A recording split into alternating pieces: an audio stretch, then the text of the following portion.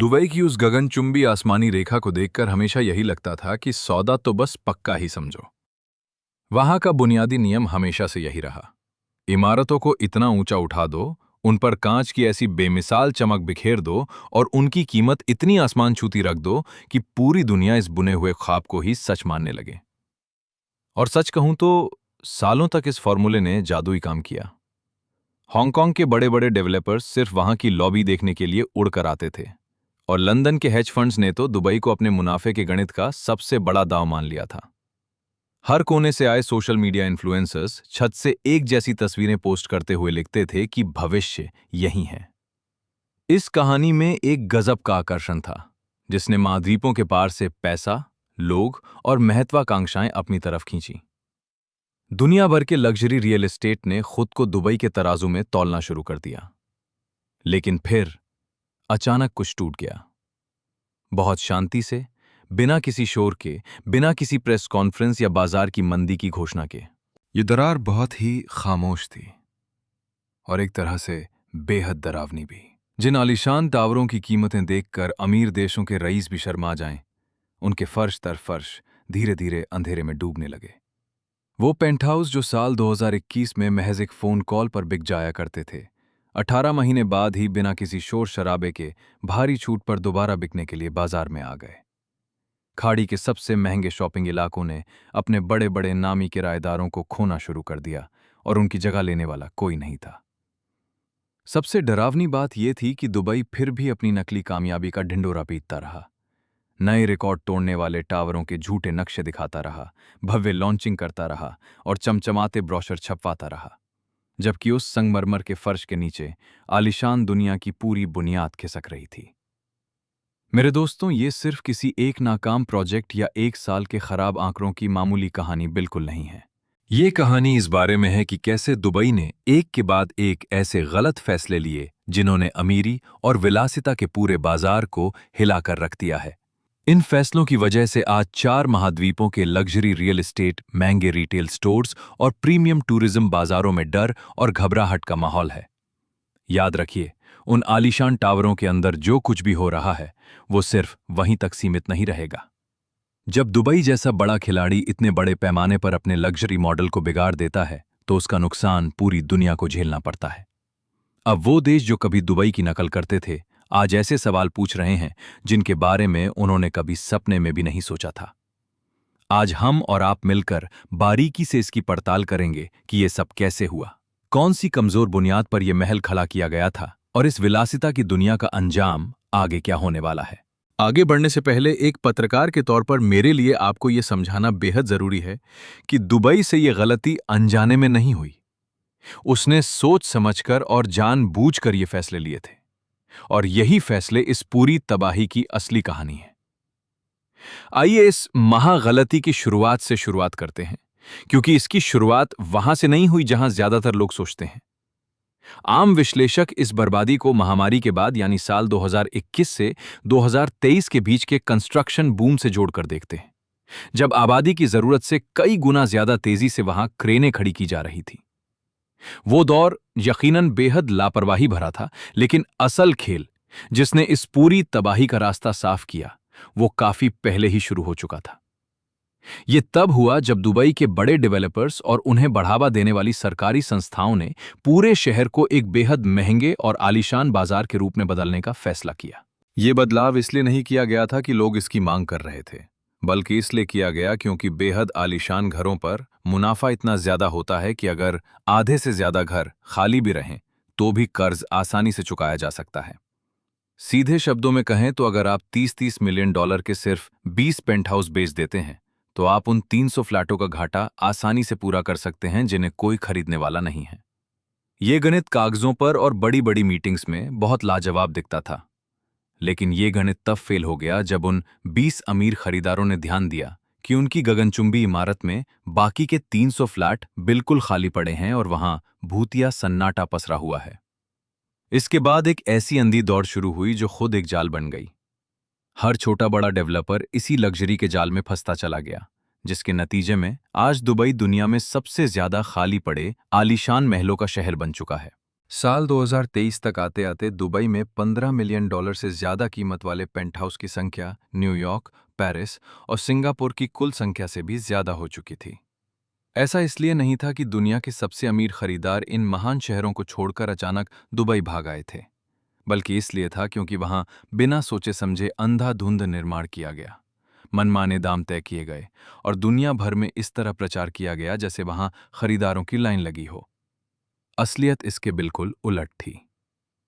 Press release में छिपाई जाने वाली असल संख्या कुछ और ही बयां करती है। कागजी बिक्री यानी जो फ्लैट अभी बने ही नहीं हैं, उनकी बुकिंग के आंकड़े साल 2022 और 23 में रिकॉर्ड स्तर पर दिखाए गए ताकि बाजार गर्म दिखे। लेकिन हकीकत यह थी कि जो फ्लैट बनकर तैयार हो चुके थे और जिनमें लोगों को सचमुच रहना था, उनकी वास्तविक खरीद फरोख्त बहुत ही निराशाजनक थी। कागजी बुकिंग और वास्तविक कब्जे के इसी भारी अंतर में असली मुसीबत छिपी है। दुबई में बिना बने घरों को बेचना एक तरह का सट्टेबाजी का खेल बन चुका है। निवेशक काम पूरा होने से पहले ही घर खरीद लेते हैं, उसे बनने तक अपने पास रखते हैं और जैसे ही चाबी मिलती है, उसे तुरंत ज्यादा मुनाफे पर बेचने की फिराक में रहते हैं।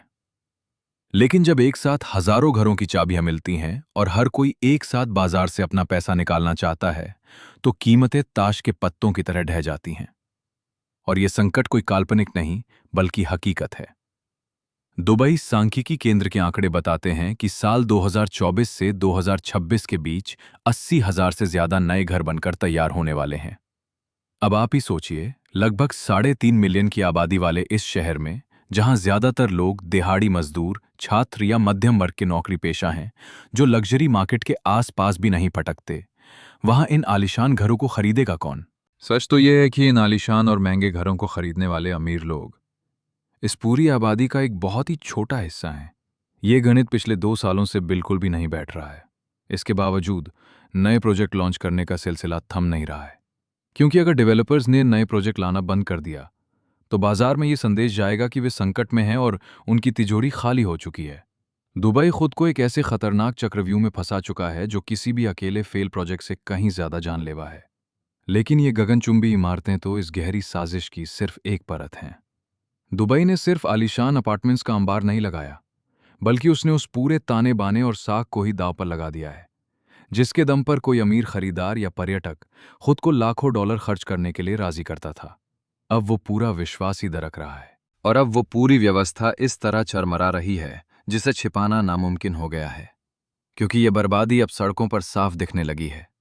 दूर से किसी गगनचुंबी इमारत के अंधेरे कमरों को नजरअंदाज करना शायद आसान हो, लेकिन यहाँ के लग्जरी रिटेल मार्केट में जो हाहाकार मचा है, उसे आप अपनी आंखों से ओझल नहीं कर सकते। इसमें कोई दो राय नहीं कि दुबई मॉल में आज भी दुनिया के किसी भी अन्य मॉल के मुकाबले सबसे ज्यादा लोग आते हैं। लेकिन मॉल में सिर्फ घूमने आना और वहां लाखों रुपए खर्च करके लग्जरी सामान खरीदना, दोनों में जमीन आसमान का अंतर है। खाड़ी की रिटेल राजधानी होने का दावा करने वाले इस शहर के लिए अब यह सच्चाई बेहद शर्मनाक बन चुकी है। दरअसल दुबई मॉल में आने वाली भारी भीड़ सिर्फ पर्यटकों, परिवारों और मध्यम वर्ग के लोगों की है, जो वहां केवल एक्वेरियम देखने, आइस रिंक पर घूमने, फूड कोर्ट में खाने या फाउंटेन शो का मजा लेने आते हैं। बड़े लग्जरी ब्रांड्स को केवल भीड़ की जरूरत नहीं होती। उन्हें ऐसे अमीर ग्राहक चाहिए जो वहां वक्त बिताएं, चीजें खरीदें और बिना झिझक के मोटी रकम खर्च करके जाएं, ना कि सिर्फ खिड़की से सामान देखकर आगे बढ़ जाएं। मंदी के इस दौर में जिन बड़े फैशन घरानों ने तेजी के दिनों में दुबई मॉल में अपने बड़े आउटलेट खोले थे, वे अब चुपके से मकान मालिकों के साथ किराए और शर्तों को लेकर मोल तोल कर रहे हैं। सरकारी पर्यटन रिपोर्टों में आपको कभी भी प्रति वर्ग मीटर लग्जरी खर्च का असली आंकड़ा देखने को नहीं मिलेगा, क्योंकि अगर आप आम खरीदारों के छोटे मोटे खर्चों को हटाकर देखें कि बड़े ब्रांड्स हर एक अमीर ग्राहक से वास्तव में कितना कमा रहे हैं, तो वो आंकड़ा लंदन, पेरिस या सियोल जैसे पारंपरिक अमीर बाजारों की तुलना में बहुत ही कम और निराशाजनक है। दुकानें आज भी वही हैं और उनकी खिड़कियां भी जगमगा रही हैं, लेकिन उन बंद कमरों के पीछे बैठे ब्रांड मैनेजर्स अब घाटे और मुनाफे का हिसाब लगा रहे हैं। वे खुद से ये गंभीर सवाल पूछ रहे हैं कि क्या दुबई के इन शोरूम्स में इतना पैसा और कीमती सामान फंसाना वाकई अक्लमंदी थी? इनमें से कई चर्चाएं पहले ही नए स्टोर खोलने के बजाय पुराने बंद करने या समेटने के फैसले के साथ खत्म हो चुकी हैं। और फिर आता है होटलों का बाजार, जो इस तबाही की सबसे तेज आवाज है, क्योंकि होटलों के आंकड़ों को छिपाना रियल एस्टेट के मुकाबले बहुत मुश्किल है। दुबई ने लग्जरी होटल बनाने की ऐसी अंधी होड़ शुरू की कि वहां प्रति वर्ग किलोमीटर में दुनिया के किसी भी अन्य शहर से ज्यादा 5 स्टार और सुपर लग्जरी कमरे तैयार हो गए। बुर्ज अल अरब इस कामयाबी का पहला सबूत था। वो इसलिए चला क्योंकि वो अकेला था और कमी ही किसी भी लग्जरी की असली ताकत होती है। लेकिन दुबई ने इसका बिल्कुल उल्टा कर दिया। दुबई ने बुर्ज अल अरब जैसा जादू दोबारा पैदा करने के लिए एक के बाद एक 100 नए होटल खड़े कर दिए। लेकिन वे ये भूल गए कि बुर्ज का जादू तभी तक था जब तक वो अकेला था। उसकी नकल करना नामुमकिन था। साल 2024 तक आते आते कागजों पर तो होटल बुकिंग के आंकड़े ठीक ठाक दिखते हैं, लेकिन ये आंकड़े उस गहरी मंदी को छिपा रहे हैं जो इस उद्योग को खोखला कर रही है। केवल चुनिंदा 10 से 15 बड़े ग्लोबल ब्रांड्स के होटल ही किसी तरह मुनाफे में चल रहे हैं, क्योंकि उनके पास वफादार अमीर ग्राहक हैं। लेकिन उनसे ठीक नीचे वाले होटल, जो सिर्फ दुबई की चमक दमक के सहारे खुल गए थे, आज ग्राहकों के लिए तरस रहे हैं। उनकी हालत इतनी खराब है कि किसी भी अन्य देश में उन्हें दिवालिया घोषित कर दिया जाता। साल 2022 के बाद से लगातार नए होटल खुलने के बावजूद एक भी कमरे का औसत किराया 1 पैसा भी नहीं बढ़ा है, जो इस बात का सीधा सबूत है कि हवाई दावा अब दम तोड़ चुका है। इसका सीधा मतलब यह है कि ये नए कमरे बाजार में कोई नया मूल्य नहीं जोड़ रहे हैं, बल्कि उसे टुकड़ों में बांट रहे हैं। और सबसे डरावनी बात है वो भौगोलिक पैटर्न जो इसके कारण उभर रहा है। आज रात आप और मैं मिलकर जब बुर्ज जिले से शेख जायद रोड की पुरानी लग्जरी गलियों की तरफ बढ़ेंगे, तो देर रात इन गगनचुंबी इमारतों की ऊपरी मंजिलों पर जलती बुझती रोशनियां हमें वो सच बताएंगी जो सरकारी आंकड़ों में छिपा लिया जाता है। उन इलाकों में जहां निवेशकों को दुबई की आलीशान जिंदगी का अगला पड़ाव बताकर करोड़ों के सपने बेचे गए थे, वहां हफ्ते के किसी आम दिन रात के 10 बजे अंधेरी मंजिलों की संख्या 50% से भी ज्यादा दिखाई देती है। ये किसी एक इमारत का हाल नहीं है, बल्कि पूरी की पूरी सोसाइटियां इसी अंधेरे में डूबी हुई हैं। इन आलीशान लॉबी में तैनात सुरक्षाकर्मी और कर्मचारी अच्छी तरह जानते हैं कि यहां असल में कितने लोग रह रहे हैं। इमारत के दरबान भले ही इस सच को छुपाए रखें या सिर्फ अपनी नौकरी का फर्ज निभाते हुए खामोश रहें, लेकिन अंतरिक्ष से ली गई सैटेलाइट तस्वीरें झूठ नहीं बोलती। रात के समय इन इमारतों से निकलने वाली रोशनी के आंकड़ों पर नजर रखने वाले शोधकर्ता इस ढहते हुए साम्राज्य की वास्तविक स्थिति को इतनी सटीकता से दर्ज कर रहे हैं कि दुबई का कोई भी पीआर या प्रेस रिलीज इसे झुठला नहीं सकता। अब तक मैंने जो भी सच आपके सामने रखे हैं, फिर चाहे वो जरूरत से ज्यादा घरों का निर्माण हो, दुकानों की घटती बिक्री हो या पॉश इलाकों में रात के वक्त पसरा हुआ सन्नाटा हो, ये सब कुछ एक खास दस्तावेज में दर्ज है। मैंने कई महीनों की कड़ी खोजी पत्रकारिता के बाद सरकारी दामों के पीछे छिपे विरोधाभासों और संकट के संकेतों को समेटकर एक रिपोर्ट तैयार की है, जिसका नाम है द दुबई इल्यूजन। इस खोजी रिपोर्ट का लिंक नीचे दिए गए विवरण में मौजूद है, और अगर आप चाहें तो अपनी स्क्रीन पर दिख रहे क्यूआर कोड को स्कैन करके सीधे उस तक पहुंच सकते हैं। लेकिन अभी इस वीडियो को मत छोड़िए, क्योंकि अगले हिस्से में हम उस कड़वे सच से पर्दा उठाने जा रहे हैं जिसने दुबई के बाहर भी दुनिया भर के प्रीमियम रियल एस्टेट बाजारों में खलबली मचा दी है। ये एक ऐसा निष्कर्ष है जिसे स्वीकार करने के लिए इस उद्योग के बड़े बड़े खिलाड़ी अभी तैयार नहीं हैं। ये मुद्दा सिर्फ खाड़ी देशों तक सीमित नहीं है, क्योंकि दुबई केवल गगनचुंबी इमारतें नहीं बना रहा था, बल्कि वो एक ऐसा खतरनाक बिजनेस मॉडल तैयार कर रहा था जिसे पूरी दुनिया में एक्सपोर्ट किया जा सके। एक ऐसा मॉडल जहां अंधाधुंध पैसा, तेज रफ्तार निर्माण और आक्रामक वैश्विक मार्केटिंग के दम पर एक आलीशान पहचान खड़ी की जाती है, जिसे बाद में दक्षिण पूर्वी एशिया से लेकर पूर्वी यूरोप और लैटिन अमेरिका के शहरों ने आंखें मूंद कर अपना लिया। इस्तांबुल, कुआलालंपुर, लिमासोल, बाकू और इनके बीच आने वाले दर्जनों अन्य उभरते शहरों के डेवलपर्स ने अपनी महंगी आवासीय परियोजनाओं को ठीक इसी दुबई मॉडल की नकल पर तैयार किया था। उनके बिजनेस प्रपोजल और विज्ञापनों में लगातार दुबई का ही उदाहरण दिया जाता था। वही टैक्स की छूट, वही आलीशान लाइफस्टाइल और वही विदेशी खरीदारों का भरोसा। उनका मानना था कि अगर आप किसी चीज को बहुत भव्य और चमकीला बना देंगे तो लोग अपने आप खिंचे चले आएंगे और आपकी मुंह मांगी कीमत चुकाएंगे। लेकिन जब दुबई का ये बुनियादी फॉर्मूला ही सबसे महत्वपूर्ण पैमानों पर बुरी तरह फेल होने लगता है, तो इस मॉडल को आयात करने वाले इन तमाम देशों के सामने सिर्फ एक स्थानीय मंदी का संकट नहीं खड़ा होता, बल्कि उनके पूरे बिजनेस के झूठे दावों और विश्वसनीयता की धंजी उड़ जाती हैं। चूंकि अब दुबई के इस जरूरत से ज्यादा भरे और बिना बिके खाली पड़े लग्जरी बाजार के जो सबूत सामने आ रहे हैं, वे उस बुनियाद को ही हिला देते हैं जिसे बाकी नकलची बाजारों ने अपने भोले भाले निवेशकों को बेचा था। सोचिए, अगर असली मॉडल ही खुद को संभाल नहीं पा रहा है, तो उसकी इस सस्ती नकल का क्या हश्र होगा। और ये कोई कोरी कल्पना नहीं है, बल्कि कड़वी हकीकत है। साल 2023 के आखिरी महीनों से ही यूरोप और एशिया के बड़े अमीर निवेशकों ने दुबई के रियल एस्टेट में पैसा लगाना काफी कम कर दिया है।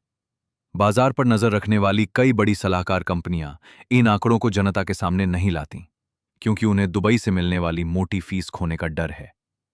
लेकिन यहां होने वाली रजिस्ट्रियां असली कहानी बयां कर रही हैं। साल 2022 की चौथी तिमाही से साल 2024 की दूसरी तिमाही के बीच लग्जरी फ्लैटों को बिकने में लगने वाला समय 40% से भी ज्यादा बढ़ गया है।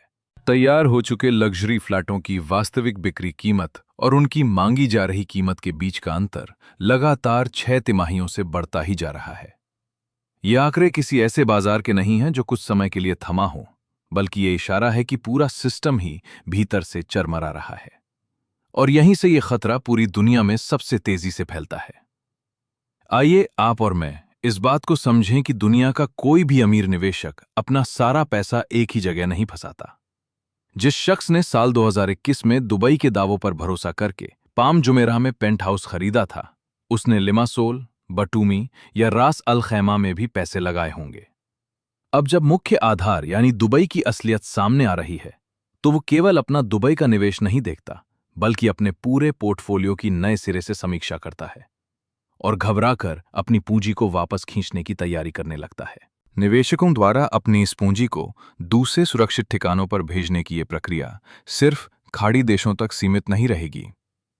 ये लहर हर उस बाजार में फैल रही है जिसने दुबई के इस जादुई स्क्रिप्ट को हूबहू दोहराने की कोशिश की थी। दुनिया के बड़े बड़े आलीशान ब्रांड्स इस भयानक सच को अंदर ही अंदर बहुत अच्छे से समझ रहे हैं, भले ही वे सार्वजनिक रूप से इस पर चुप्पी साधे हुए हों। कई बड़े फैशन और लाइफस्टाइल घरानों ने मध्य पूर्व में अपने बड़े आउटलेट्स इसी उम्मीद में खोले थे कि दुबई में अमीर लोगों की आबादी इतनी बढ़ जाएगी कि वे इनके महंगे उत्पादों को आसानी से खरीद सकेंगे। लेकिन उनके आंतरिक दस्तावेज और गोपनीय बाजार समीक्षाएं अब कुछ और ही बयां कर रही हैं, जो उनके द्वारा मीडिया में किए जाने वाले सुनहरे और चमकदार दावों की तुलना में कहीं अधिक निराशाजनक और डरावनी तस्वीर पेश करती हैं। दुबई में पक्के तौर पर बसने वाले अमीर लोगों की तादाद उस रफ्तार से नहीं बढ़ रही है जिसकी उम्मीद यहाँ के बड़े बड़े मॉल और शोरूम के मालिकों ने की थी।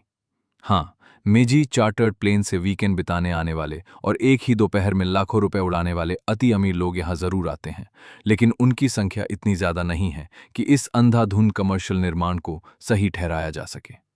दुबई ने कागजों पर जिस अमीर आबादी का वादा किया था और हकीकत में वहां जो लोग मौजूद हैं, उनके बीच का ये गहरा फासला अब बड़े ब्रांड्स के मैनेजरों के पसीने छुड़ा रहा है, जो अगली बार अपनी दुकानों की लीज रिन्यू करने से कतरा रहे हैं।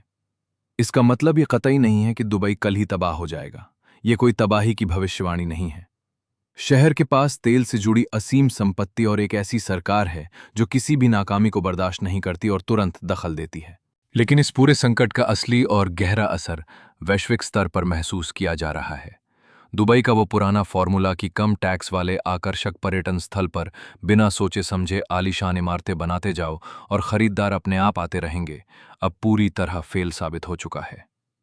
सच तो यह है कि इस मॉडल की भी अपनी एक सीमा है, और यह सीमा पहले से तैयार हो चुके घरों की तुलना में काफी नीचे है।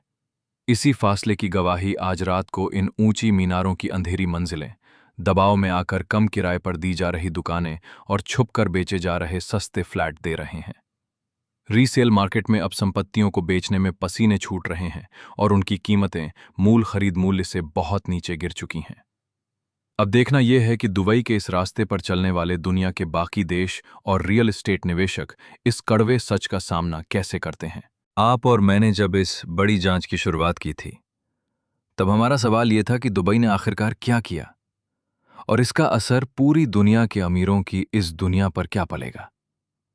हमारी इस पड़ताल से जो सच सामने आया है वो जरा भी आसान नहीं है। साफ है कि दुबई ने एक ऐसा जुआ खेला था जहां उसे लगा कि वो आलीशान जिंदगी और दुर्लभता को भी कारखानों की तरह धड़ल्ले से बना सकता है। जबकि दुर्लभता ही हर लग्जरी उत्पाद की असली ताकत होती है। इस गलत दांव ने इतिहास के सबसे अनियंत्रित और ओवरबिल्ट बाजार को जंग दिया। घरों की घटती बिक्री, शोरूम्स का खालीपन और निवेशकों का टूटता हुआ भरोसा कोई मामूली दुर्घटना नहीं है, बल्कि ये एक गहरा ढांचागत संकट है। और चूंकि दूसरे देश भी इसी राह पर चल रहे हैं, इसलिए इस तबाही का असर सिर्फ दुबई की सीमाओं तक ही सीमित नहीं रहने वाला है। समुद्र की तरफ से देखने पर आज भी दुबई का ये नज़ारा बेहद जादुई और खूबसूरत लगता है। किसी साफ रात में जब आबाद इमारतों की रोशनियां टिमटिमाती हैं, दुबई मॉल के फव्वारे नाचते हैं और 30 किलोमीटर दूर से भी बुर्ज खलीफा साफ चमकता हुआ दिखता है, तो ये कहानी सच जैसी लगती है। लेकिन उन अंधेरी मंजिलों को देखिए, उन वीरान पड़ी लॉबियों को सुनिए जहां सिर्फ सन्नाटा गूंजता है। जो निवेशक आज अपने फ्लैटों को कौड़ियों के दाम बेचने पर मजबूर हैं, वे जानते हैं कि इस चमचमाते शीशे के पीछे का असली सच क्या है। और शीशे के पीछे छिपा यही सच उस भयानक विरासत की गवाही देता है जिसे दुबई ने खड़ा किया है और जिसे उसकी नकल करने वाले बाकी देश अब भुगतने जा रहे हैं। सच और झूठ के इस खेल पर आपकी क्या राय है, ये मुझे कमेंट्स में ज़रूर बताइएगा।